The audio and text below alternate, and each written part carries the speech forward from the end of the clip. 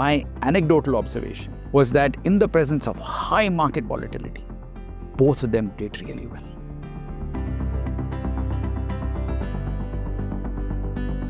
This idea of harassment, toxic, environments, these are pointed stressors that nobody can thrive in.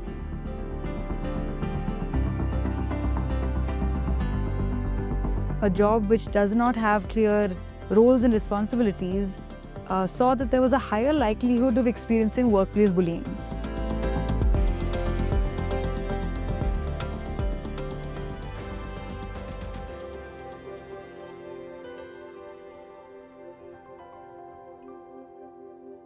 Hi everyone, I'm Iti Bhargava and I'm a researcher at Sukoon. Today I'm joined by my co-author Dr. Nachiket Mor, and we're going to be talking a little bit more about our paper and our research in workplace mental health and the model that we've come up with to essentially improve our environments at the workplace. Thank you for joining us, Nachiket. Very pleased to be here, Iti. I am Nachiket Mor. As Iti said, we are both economists, and I'm a co-author of hers on a paper that she and I have developed to look at workplace mental health. My work is in health systems design, but mental health is a particular area of interest to me, and I'm delighted to be supporting the work Iti is doing in this area. So I think we can just jump right into it. I think, some of the main themes and ideas that come up when we talk about workplace mental health is too much stress, burnout. There's a lot of, issues around the workplace that is inherently looked at as a negative thing. I know we have talked about in the past about how stress is not necessarily a negative thing altogether. It's quite evolutionary in some sense. It's quite, even important to achieve higher levels of performance. But yeah, I wanted your view on, what you have sort of come across in terms of workplace mental health models, and what is the sort of shift that we need in order to really build workplace environments that are thriving and that are, making people also healthier. Yeah, and as you discovered when you started to do research, it was a little bit surprising that this kind of model for the workplace, there were not too many of them that you could identify. I have worked in the past, and I think that's where we started with, a brilliant model called the IMB model, which is the Integrated Motivational Volitional Model developed by Rory O'Connor and Kirtley. So it's called the O'Connor-Kirtley IMB model, in which what they do, it's not as if they were the first ones to do it, but I think it very elegantly, they bring a lot of these strands of thinking in a framework that is both very useful for suicide work, which is where they are focused on, but then it allows us to, I hope they approve, of taking their core model and adapting it. So the model has three broad components. One component is what one would call diathesis, which is environment, genetics, stuff that happened to you before you knew what was happening to you, or stuff that's not directly in your control as a more environmental character. And a lot of our work in other papers has been on what can we do there, to try and see environmental level. But let's imagine, for the purposes of this, that you've come into the workplace with that already set. They then said that there are two phases that we need to worry about. One is the motivational phase that, in a sense, takes you to the point of ideation, suicidal ideation. And then there is a volitional phase that takes you from ideation to a suicide attempt to a completed suicide. Right? So those are the two phases that exist. Right? The motivational phase assumes the diathesis, but really begins with insult, some defeat, some sense that you had in which things did not go the way you wanted it to. Your girlfriend or boyfriend rejected you, or you were, applying to become an IS officer and that exam didn't work out so well for you, whatever, some insult happened to you, right? How do you go from that to suicidal ideation. That, the model argues, has several motivational components to it that take you in your mind from that sense of insult to ideation. And the volitional phase is how do you go from ideation to actually taking steps to act on it. Right. Hmm. There they introduced something which, both of us thought was something quite powerful, which is the idea of, moderators. Right. How does the insult idea translate into the idea that results in suicidal ideation? Because if indeed it was a straightforward path, then everybody who failed in an exam should be thinking about suicidal ideation. That's not what actually happens. Some people do, many people don't. What is it that's different about them that is independent of the insult? That became a very appealing feature, at least to my mind, of that model. And now that's a theoretical model. The interesting thing is, which is what gives us confidence to use it in our context, is that people have validated the existence of these moderators. And said that they are not simply some things that O'Connor and Kirtley imagined, but doesn't really exist. They found evidence in the data that validates this way of thinking about. And then, of course, which is really what interests us, is that now that we know these moderators exist, we can modify them. We can do something about them. We may not change diatheses. We may not change the fact that this particular boy or girl that you admired or this particular job that you wanted didn't work out for you. Well, that's unfortunately objective reality. But we can do something about what paths we follow, which doesn't end up with suicidal ideation. And I think what was appealing about this work that we've written about is we've taken that core conceptual idea and tried to think about what to do in a new context. So I think I can build off on, that model, which is exactly what we've done in this paper, to also sort of say that what is really happening at the workplace. In this case, you mentioned, defeat and humiliation from an exam or, a relationship. But what's happening is similarly at the workplace environment. And I think what so nicely we've done in one of the figures is to sort of sum up the different factors that go into a workplace stress. I think what I've noticed from the research and the literature review that I did was a lot of the models pointed to understanding the stress, which is, I'm sure, a very important thing to be able to say that, okay, maybe there's some sort of discrimination or politics or whatever that typically happens in most work environments. But it's sort of stopped at identifying stress and saying that the environment is made up of this stress and we should not have this stress.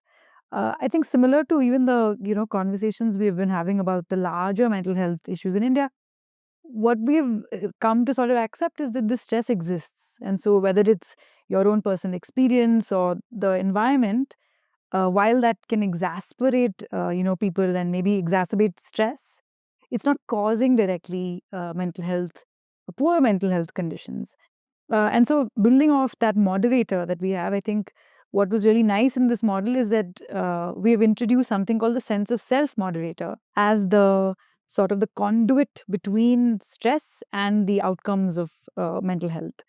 What the way we constructed this was to sort of say that this is a kind of a permeable sort of filter that an experience has happened, and based on how strong your sense of self is, you will be able to manage different things that happen at the workplace, and you will be actually quite well and healthy and thriving. And if your sense of self moderator is low, what will happen is that you will question yourself, doubt yourself, and then eventually have poor mental health conditions, which will then require a recovery focused approach. Um, I think before we go into the modifiers of what this sense of self moderator is, I think what we did also was to identify the what it sort of means. So is it's a combination of many things. It's how you view yourself, your self image. your self-esteem, and how you view what you're doing with what you want to be doing. So these three things sort of come up together to create this sense of self. And yeah, and I would love to hear your thoughts on some of the organizational, modifiers that we've highlighted, and there are about 6 of them, to say that these particular modifiers can either increase sense of self that contribute from an organizational point of view, as well as they can reduce your sense of self and make you feel stressed and burnt out and anxious. No, first of all, I think, what you said so well and what your research pointed to is that sense of self, while it sounds like a fuzzy, meditative kind of idea where you discover yourself, there are actually measurable tools. There are instruments that one can use, Yeah.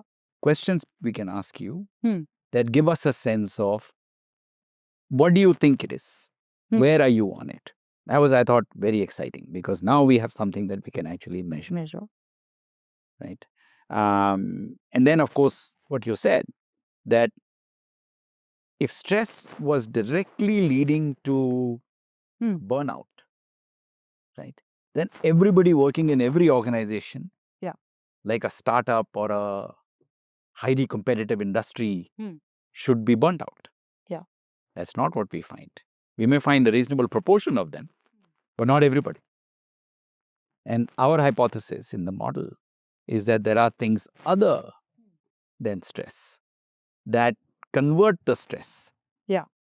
Right? We even wrote down an equation from Hmm. what I recall. Yeah. right, Yeah. Of how does it go from here to there. Yeah. Which of course we are still to test. It is still a hypothesis, still a model, but it has some granularity. Then of course the question you might ask is, okay, we've done all this nice work, but how do we actually change the sense of size? I'll give you some examples, from my own experience of the world of work. I worked for almost 25 years at a large financial institution. Yeah. And one of the roles I played was, I was responsible for the treasury of the organization. And we traded in that treasury billions of dollars. It's a large treasury. Yeah. What I found very quickly was that I would hire extremely bright people from the best of the best institutions. I had a beautiful floor that had modern equipment, modern technology, you name it, Bloomberg terminals, all of it. Right? Um, Anti-electrostatic carpets. Okay. Because really these are very sensitive instruments. You've got to be careful. But despite that environment, despite that recruitment, there were some youngsters within days of joining found they couldn't cope. It was just, imagine an environment in which I'm sitting on a 200 crore, 300 crore position. And every time the market ticks, I am a lakh up or a lakh down. Now I'm 10 lakhs down. Now I'm 5 crores down. Some people are energized by it. Yeah. Even if that day has gone badly, they're buzzing. Go back home and they come back the next day, say, waiting for the market to open. Some people say, oh my God, get me out of here. Like this. I discovered, I didn't know any of this theory. But I discovered fairly quickly that there was something called goodness of fit. That was quite important. Yeah. Right? And if I didn't invest the time, if all I assumed was that my job or recruitment was done at the time of recruitment, I would make a big error. I needed to slow the process down a little bit to maybe another month. Yeah. In which I created training environment, testing environments, and other things. In which, not that these people, I had spent a lot of time hiring these people. I was not about to let them go. Yeah. But I needed to find the right fit. Some people were terrific analysts. They could analyze the market, beautifully. They couldn't hold a position. My position guys didn't fund the macro perspective. Putting the two together turned out to be a very valuable thing to do, each one playing to their strengths. Yeah. Now, in such an environment, my anecdotal observation, we have protested through our research, was that in the presence of high market volatility, both of them did really well. Okay. So I had stress. Hmm. Both felt good about themselves. Both went home to their families saying, I'm doing well. Yeah. I feel happy at my job. Hmm. Right? I think that's an important Yeah. stressor that I found. Yeah. I also discovered somewhat later in my career, Hmm. as I started to become in charge of organizations and not just fulfill a function, but things like HR, etc., also reported to me that we needed to worry a lot about, for example, what we have said in other work, reduction of some stresses. Hmm. This idea of bullying, workplace bullying, this idea of harassment, both sexual, non-sexual, toxic, environments. These are pointed stressors that nobody can thrive in. These are not some things that it hurt your sense of self. Yeah. And now I didn't need high stress to have poor mental health. In fact, zero stress or moderate stress in the presence of a boss that doesn't support me, that actively harasses me, or workplace bullying because I don't speak English very well, or somehow I don't have the right last name, or I don't have the right gender. We needed to remove in order for people to find themselves. Yeah. In fact, in one of the organizations I was in charge of, we spent a lot of time thinking about introverts and extroverts, and spending a lot of time thinking about what work environments would be For those. ideal for both. Yeah. That investment was extremely valuable. Some people did very well in quiet spaces, pre-organized meetings, deliberative conversations. Some did very well in let's go. Right. So I think some of these are important organization level inputs that one has to think about in order to take stress. Because I certainly believe, as somebody that was responsible for profits, was responsible for performance, and in newer roles, responsible for development outcomes, stress is there. If 100,000 fewer children got vaccinated, it means 100,000 children are at risk of death or disability. And somehow I've had a role to play in that. So I can't take away that stress. I can't imagine the stress is not there. Yeah. But if the right modifiers are there, right, so that my sense of self remains high and that of my colleagues remains high, I think we can get both good mental health and good workplace outcomes. Yeah, I think so. What you're saying is, and what our model also, clearly says is that even in low stress environments with negative modifiers to your sense of self, so things that really bring you down with this particular sense that you have about the work you're doing and who you are, even in low stress environments, you can have poor mental health. And so it's actually less to do with the stress that exists, but more to do with how can you constructively help people in that environment, whether it's high stress at the treasury, or the kind of research work that I do that's a lot more slower paced, but bigger abstract ideas which sometimes you can get lost in. So I think that also lends itself very nicely and universally to every job, to every kind of experience that you can have. And how I think what our model also says is that these are the a few ideas on how to overcome negative modifiers. The other organizational level intervention that I liked was on physical spaces. It's such a simple, easy idea, but what we found was that even just by standing up and using a standing desk, improved physical activity, improved your alertness, improved your mental health outcomes at the workplace, which I think we keep looking for big ideas and big perks.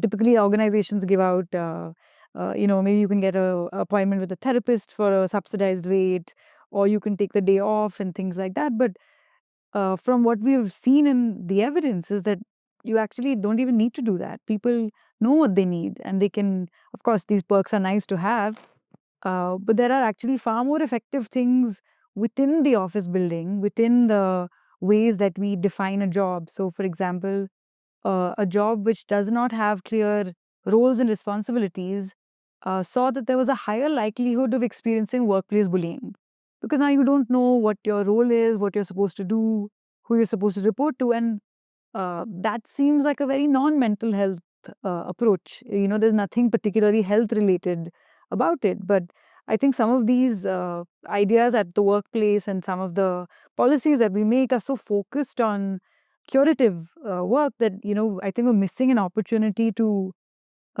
just not Yeah. let people fall sick in the first place. Yeah, That organizations can help with, yeah, but there are some things happening at the person. yeah. So I think the first one is, of course, the way that we're raised, which is, you go to college, you get a job, you get married, you have children, you retire, sort of like that, is the single pathway, and maybe sometimes even often looked at a linear pathway that associate to manager and then so on. I think what we find, especially in today's landscape, is that that's far from reality. That the rise of short term employment. I think there's no longer a playbook of milestones to hit and to feel like I'm making progress or I'm moving up in life.